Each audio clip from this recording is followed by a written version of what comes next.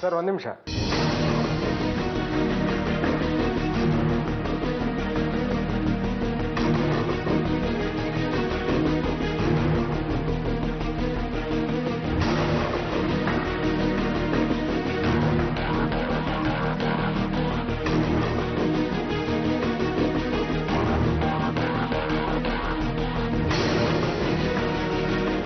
ಈಗ ಹೊರಡಿ.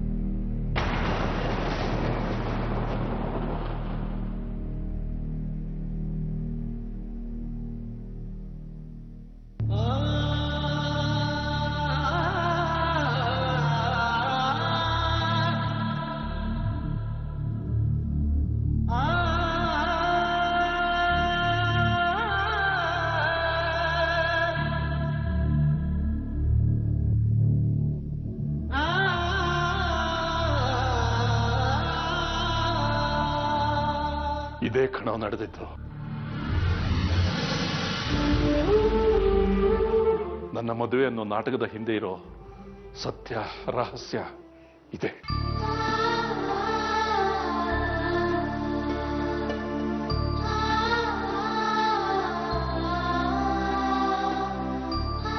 ಇಷ್ಟು ದಿವಸ ನನ್ನ ಎದೆಯಲ್ಲಿ ಬಚ್ಚಿಟ್ಟು ನೋಡಿದ್ದನ್ನ ಇವತ್ತು ಒಡೆದಿಟ್ಟು ಹೇಳ್ತಾ ಇದ್ದೀನಿ.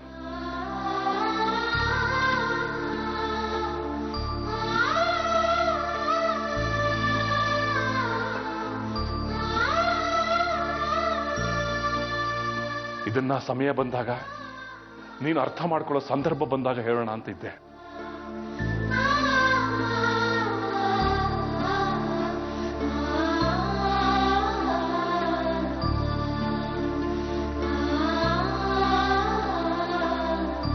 ಆದ್ರೆ ಆ ಸಮಯ ಈ ರೀತಿ ಬರುತ್ತೆ ಅಂತ ಗೊತ್ತಿರಲಿಲ್ಲ.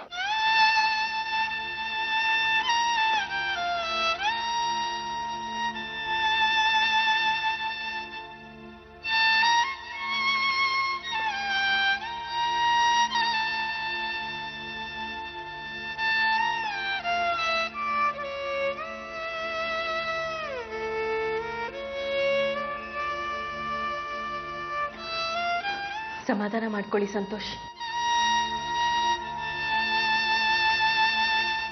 ನಿಮ್ಮನ್ನ ಏನಂತ ಕರಿಬೇಕು, ಏನಂತ ಮಾತಾಡಬೇಕು ನಮಗೊಂದು ಗೊತ್ತಾಗ್ತಾ ಇಲ್ಲ. ಎಷ್ಟೊಂದು ತಾಳ್ಮೆ, ಪ್ರೀತಿ, ವಾತ್ಸಲ್ಯ, ಅನುಕಂಪಗಳನ್ನ ತುಂಬಿರೋ ನಿಮ್ಮನ್ನ ಆ ದೇವತಾ ಸ್ವರೂಪಿ ಅಂತಾನೆ ಕರಿಬೇಕು.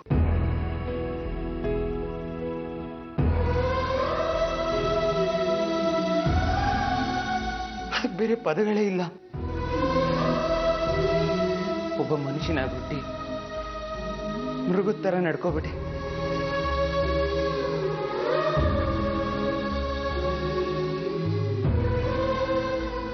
ತಲೆಯಲ್ಲಿ ವಿವೇಕ ಇದ್ರು ಎದೆ ತುಂಬಾ ವಿಷಯ ಇಟ್ಕೊಂಡಿದ್ದೆ.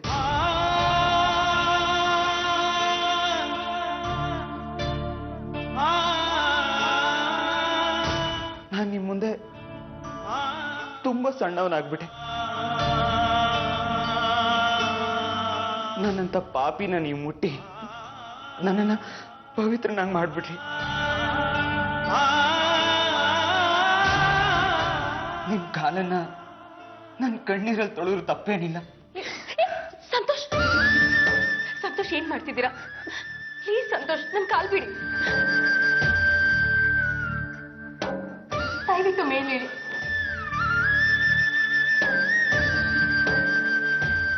ಮನ್ಸಿನ ಯಾವುದೋ ಮೂಲೆಯಲ್ಲಿ ಹೇಳ್ತಾ ಇತ್ತು ಸಂಗೀತ ಅವ್ರು ಒಳ್ಳೆಯವರೇ ಅಂತ. ನಾನೇ ಅವರನ್ನ ತಪ್ಪಾಗಿ ಅರ್ಥ ಮಾಡ್ಕೊಂಡಿದ್ದೀನಿ ಅಂತ. ಆದ್ರೆ ಮನ್ಸಿಂದ ಇನ್ನೊಂದು ಪ್ರಲೋಭಕ್ಕೆ ಒಳಗಾಗಿ ಕತ್ಲಲ್ಲಿ ಮುಳುಗ್ಬಿಟ್ಟೆ.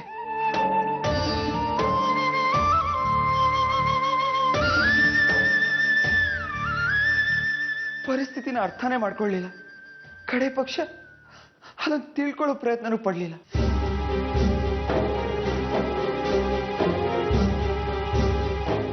ಒಬ್ಬ ದೇವತೆನ ನಾನು ಅಪಾರ್ಥ ಮಾಡ್ಕೊಟ್ಬಿಟ್ಟೆ. ದಯವಿಟ್ಟು ನನ್ನ ಕ್ಷಮಿಸ್ಬಿಡಿ.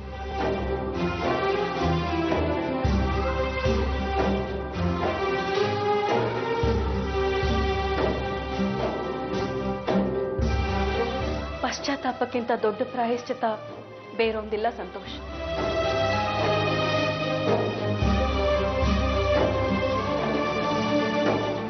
ಸಮಾಧಾನ ಮಾಡ್ಕೊಳ್ಳಿ. ನಿಮ್ ಮನ್ಸು ಎಷ್ಟು ಒಳ್ಳೇದು ಅಂತ ನನಗೆ ಗೊತ್ತು. ಆದ್ರೆ ಕೆಲವೊಂದು ಬಲಹೀನ ಕ್ಷಣಗಳು ಮನುಷ್ಯನ ಮತಿನ ಕೆಡಿಸ್ಬಿಡುತ್ತೆ. ಅದಕ್ಕೆ ಯಾರು ಹೊರತಲ್ಲ.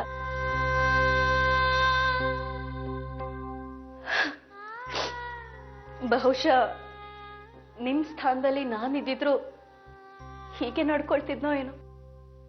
ನನ್ನ ಕೀಳರಿಮೆನ ದೂರ ಮಾಡೋಕೆ ನೀವು ಈ ತರ ಮಾತಾಡ್ತಾ ಇದ್ದೀರಲ್ವಾ?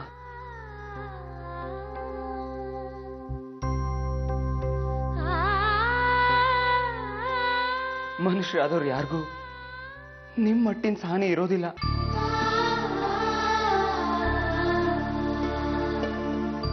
ನಿಜ, ಡ್ಯಾಡಿ ಹೇಳ್ದಾಗೆ ನಮ್ಮ ಚುಚ್ಚು ಮಾತುಗಳಿಂದ 100 ಸತಿ ನಿಮ್ಮನ್ನ ಕೊಂದು ಪಾಪಿಗಳು ನಾವು.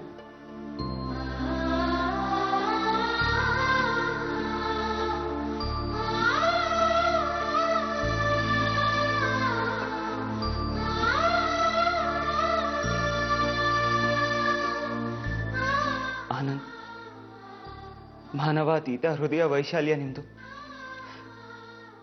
ದೇವತಾ ಮನುಷ್ಯರು ನೀವು.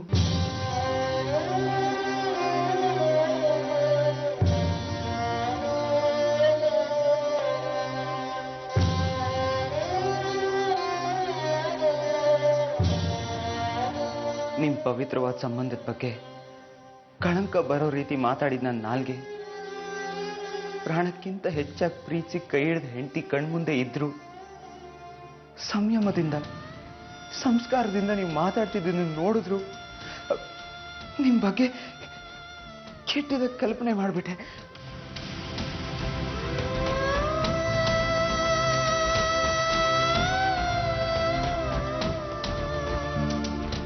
ಆನಂದ್, ನಾನು ಮಾಡಿರೋ ಪಾಪಕ್ಕೆ ನನ್ನ ನಾಲ್ಗೆ ನನ್ನ ಕಣ್ಣು ಹಿಂಗ್ ಹೋದ್ರು ಆಶ್ಚರ್ಯ ಇಲ್ಲ.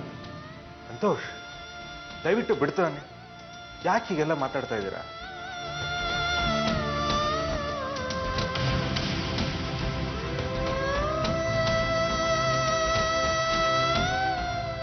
ಆನಂದ್, ನಾನು ಮನುಷ್ಯನೇ, ನೀವು ಮನುಷ್ಯರೇ. ಆದರೆ ಅಷ್ಟು ಅಗಾಧವಾದ ಮಾನವೀಯತೆ, ಸಹನಾ ಶಕ್ತಿ ನಿಮ್ಗಷ್ಟೇ ಹೇಗೆ ಪ್ರಾಪ್ತಿ ಆಯಿತು?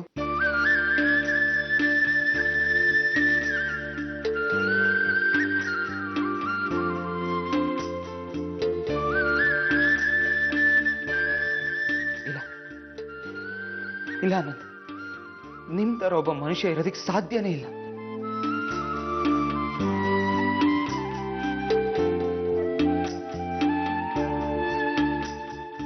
ದೈವಂ ಮನುಷ್ಯ ರೂಪೇಣಂ ಅಂತಾರೆ. ಆ ದೇವರೇ ನಿಮ್ ರೂಪದಲ್ಲಿ ಬಂದು ಈ ತರ ಒಂದು ಕಾಂಟ್ರಾಸ್ಟ್ ಕ್ರಿಯೇಟ್ ಮಾಡ್ತಾ ಇದ್ದಾನೋ ಏನೋ ನನಗೆ ಗೊತ್ತಾಗ್ತಾ ಇಲ್ಲ.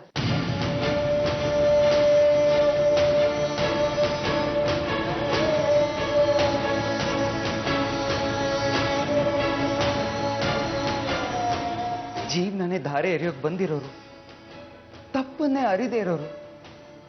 ಅಲ್ಲ ಆನಂದ್, ನಾನು ನಿಮ್ಮೇಲೆ ಅಷ್ಟೆಲ್ಲ ದೌರ್ಜನ್ಯ ಮಾಡ್ತಿದ್ರು, ನೀವ್ ಯಾಕೆ ಸುಮ್ಮನಿದ್ರಿ?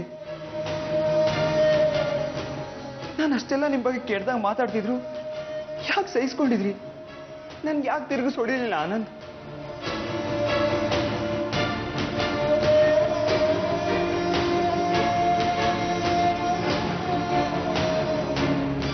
ಕಟ್ಕೊಂಡ್ ಹೆಂಡ್ತಿನ ಬೇರೆ ಒಬ್ಬ ನೋಡ್ತಾನೆ ಅಂದ್ರೆ ಸಿಟ್ಟು ಬರುತ್ತೆ, ರಕ್ತ ಎಲ್ಲ ಕುದಿಯುತ್ತೆ.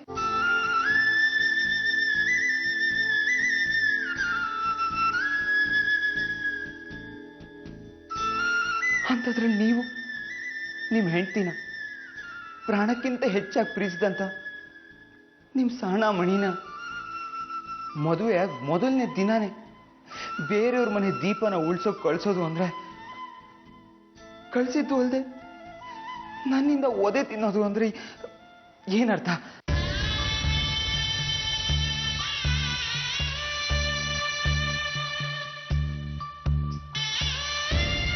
ನೋ ಅನಂತ್, ನಿಮ್ಮ ಕ್ಯಾರೆಕ್ಟರ್ನ ಪದಗಳಲ್ಲಿ ನನಗೆ ಉಚ್ಚಾರಣೆ ಮಾಡೋದಕ್ಕೆ ಆಗೋದಿಲ್ಲ.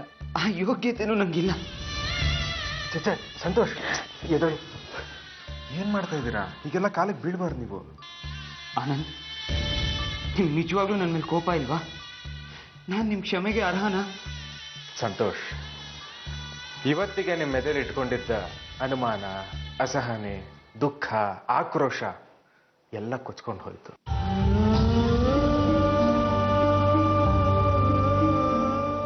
ಸಂತೋಷ್, ಈಗ ನೀವು ನನ್ನ ಕಣ್ಮುಂದೆ ಹೇಗೆ ಕಾಣಿಸ್ತಾ ಇದ್ದೀರಾ ಅಂದ್ರೆ ಪರಿಶುದ್ಧವಾದ ಆಕಾಶ ಇದೆ.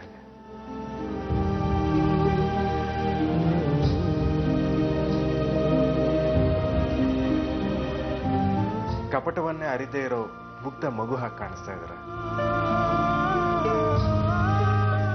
ಇನ್ನು ಕ್ಷಮಿಸೋ ಮಾತು ಎಲ್ಲಿಂದ ಬಂತು ಸಂತೋಷ್?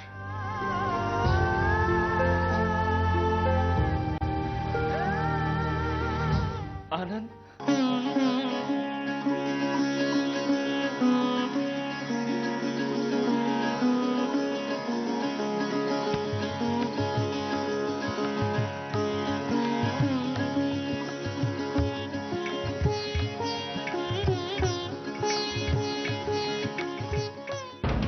ಇಲ್ಲ, ನನಗೇನು ಗೊತ್ತಿಲ್ಲ.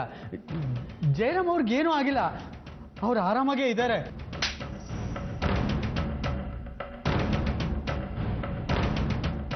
ನೋಡು, ನೀನು ಡಾಕ್ಟರ್, ಸಮಾಜದಲ್ಲಿ ಒಳ್ಳೆ ಸ್ಥಾನ ಇದೆ, ಅದಕ್ಕೆ ನಿನ್ನ ಜೊತೆ ಸೊಫಿಸ್ಟಿಕೇಟೆಡ್ ಆಗಿ ಡೀಲ್ ಮಾಡ್ತಾ ಇದ್ದೀವಿ. ಇಲ್ಲ ಅಂತಿದ್ರೆ ನಮ್ಮ ಟ್ರೀಟ್ಮೆಂಟ್ ಬೇರೆನೇ ಇರ್ತಿತ್ತು. ನಿನಗೆ ಒದೆ ತಿನ್ನೋ ದಮ್ಮಿಲ್ಲ, ನೋವು ತಡ್ಕೊಳ್ಳೋ ಶಕ್ತಿನೂ ಇಲ್ಲ. ಜಯರಾಮ್ ಆರೋಗ್ಯ ಸ್ಥಿತಿ ಏನು ಅಂತ ನಿನಗೆ ಚೆನ್ನಾಗಿ ಗೊತ್ತಿದೆ.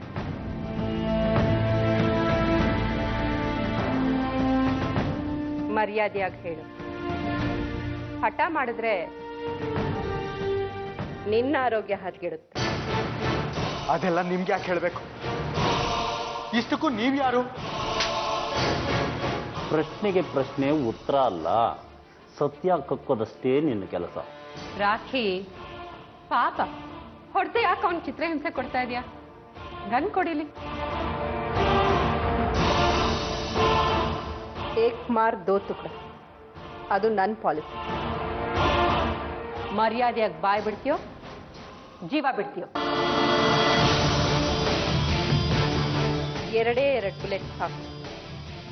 ನಿನ್ನನ್ನು ನಿನ್ನ ಸೆಕ್ಯೂರಿಟಿನೂ ಸಾಯಿಸಿ ಪೆಟ್ರೋಲ್ ಹಾಕಿ ಗುರ್ತು ಸಿಕ್ಕಿರೋ ಹಾಕಿ ಸುಟ್ಟು ಹಾಕಿ ಹೋಗ್ಬಿಡ್ತೀನಿ.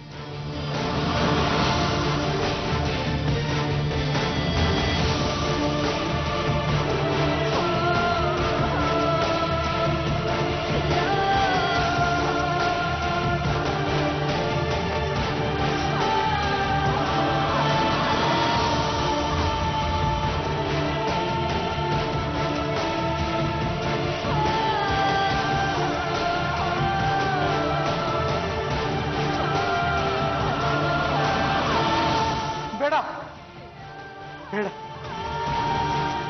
ಹೇಳ್ತೀನಿ, ಎಲ್ಲ ಹೇಳ್ತೀನಿ. ಬೊಗಳು.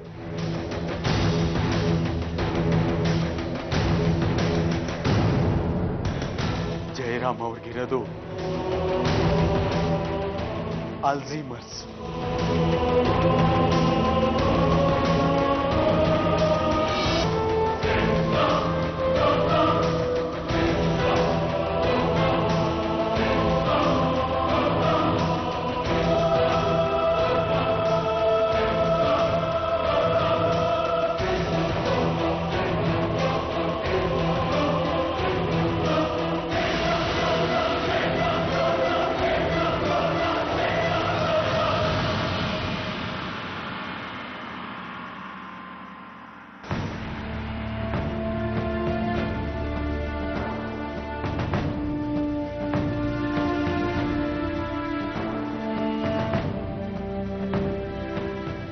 ಆಲ್ಜಿಮರ್ಸ್ ಕಾಯಿಲೆ ಜಯರಾಮ್ ಅವ್ರಿಗೆ ಬಹಳ ದಿನಗಳಿಂದ ಇದೆ. ಆದರೆ ಇತ್ತೀಚೆಗಷ್ಟೇ ಅವ್ರಿಗೆ ಗೊತ್ತಾಯ್ತು. ಈ ಕಾಯಿಲೆ ಬಂದವರು ಹೆಚ್ಚಿಗೆ ದಿನ ಉಳಿಯಲ್ಲ.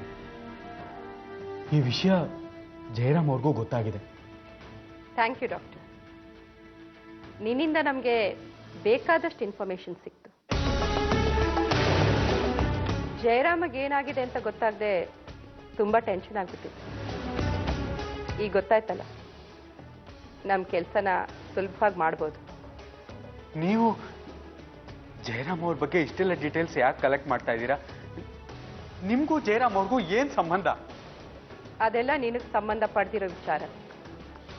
ನೀನು ಡಾಕ್ಟರ್ ಥರನೇ ಇರು. ಅದು ಬಿಟ್ಟು ಡಿಟೆಕ್ಟಿವ್ ಥರ ತಲೆ ಕೆಸ್ಕೊಳಕ್ಕೆ ಹೋದ್ರೆ ಡಿಸ್ಪೋಸ್ ಆಗ್ಬಿಡ್ತೀಯ. ರಾಖಿ,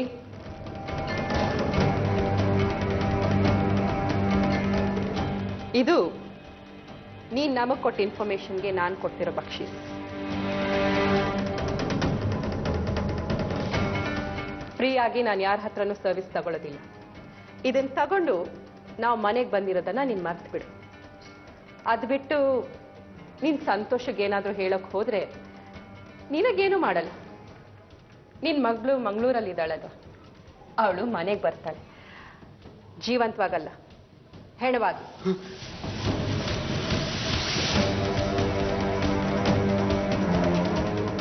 ನೀವು ಹೇಳ್ದಾಗೆ ನಾನು ಕೇಳ್ತೀನಿ. ಪ್ಲೀಸ್ ನನ್ನ ಮಗಳಿಗೆ ಮಾತ್ರ ಏನು ಮಾಡಬೇಡಿ. ನೀನ್ ಸೈಲೆಂಟ್ ಆಗಿದ್ರೆ ನಾವು ವೈಲೆಂಟ್ ಆಗೋದಿಲ್ಲ. ನೆನ್ಪಿಟ್ಕೋ.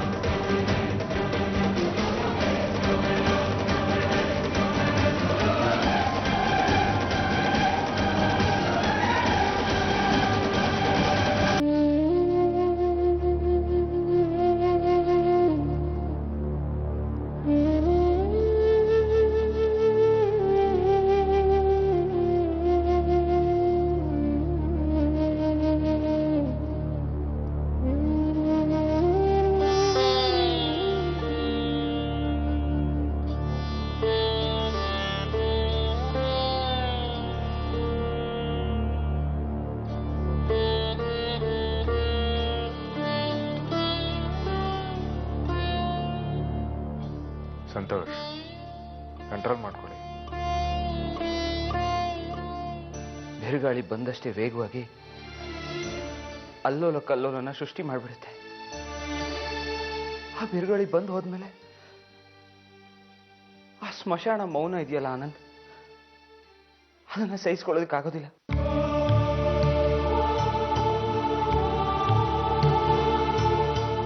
ನಿಮ್ಮ ಮಾತು ಹೇಗಿದೆ ಅಂದ್ರೆ, ಬಿರುಗಾಳಿಗೆ ಹಾನಿಗೊಳಗಾದ ಪ್ರಕೃತಿನೇ ತನ್ನ ನೋವನ್ನು ಮರೆತು ಆ ಬಿರುಗಾಳಿಗೆ ಸಾಂತ್ವನ ಹೇಳೋ ತರ ಇದೆ.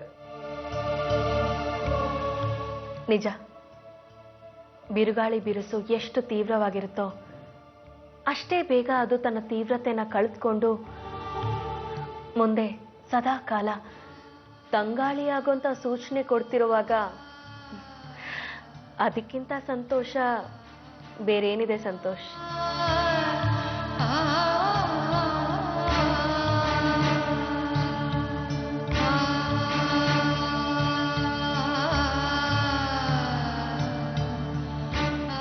ಅಪ್ಪಿ, ಏನ್ ನಡೀತು ಅಂತ ಈಗ ನಿನಗೆ ಗೊತ್ತಾಗಿದೆ. ಹಾಗೆ ಇನ್ನೊಂದು ಮುಖ್ಯವಾದ ವಿಷಯ ನೀನು ತಿಳ್ಕೋಬೇಕು. ಹೇಳಿ ಡ್ಯಾಡಿ. ತಕ್ಷಣಕ್ಕೆ ಈ ವಿಷಯ ಬೇರೆ ಯಾರಿಗೂ ಗೊತ್ತಾಗೋದು ಬೇಡ. ನಾವು ಅಂದ್ಕೊಂಡಿದ್ದು ನಡೆಯೋವರೆಗೂ ನೀನು ಮೊದಲು ಹೇಗಿದ್ಯೋ ಹಾಗೆ ಇದ್ಬಿಡು.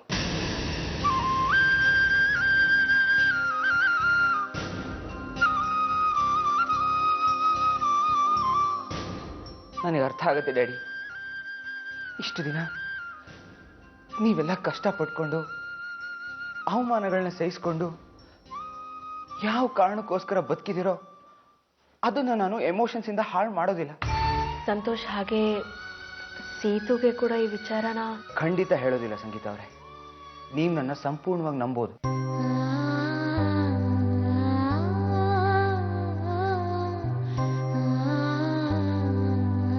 ಛೆ,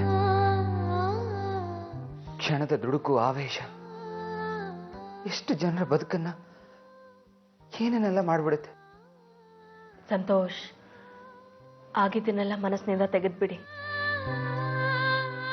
ನಿಮ್ಮ ಮನ್ಸಿಗೆ ನೋವು ಮಾಡಿದ್ದಲ್ದೆ ನನ್ನ ಹೃದಯಕ್ಕೂ ನಾನು ಗಾಯ ಮಾಡ್ಕೊಂಡ್ಬಿಟ್ಟಿದ್ದೀನಿ. ನಾನು ಮಾಡಿರೋದನ್ನ ಎಷ್ಟೇ ಮರೆಯಕ್ಕೆ ಪ್ರಯತ್ನ ಪಟ್ರು ಆ ನೋವು ಅವಾಗ ಕಾಣಿಸ್ಕೊಂಡು ನಾನು ಇನ್ನೂ ಇದ್ದೀನಿ ಅನ್ನೋದನ್ನ ನೆನ್ಪು ಮಾಡ್ಕೊಡ್ತಾ ಇರತ್ತೆ. ನಿಮ್ಮಂಥವ್ರ ಪ್ರೀತಿ ಸಮಾಜದ ಮಾತುಗಳಿಂದಾದ್ರೂ ಆ ನೋವು ವಾಸಿ ಆಗ್ಬೋದೇನೋ. ಡ್ಯಾಡಿನ ಬಿಟ್ಟು ರಸ್ತೆಯಲ್ಲಿ ನಿಂತಿದ್ ನನ್ನ ಮತ್ತೆ ಡ್ಯಾಡಿ ಜೊತೆ ಒಂದಾಗೋ ಥರ ಮಾಡಿದ್ರಿ.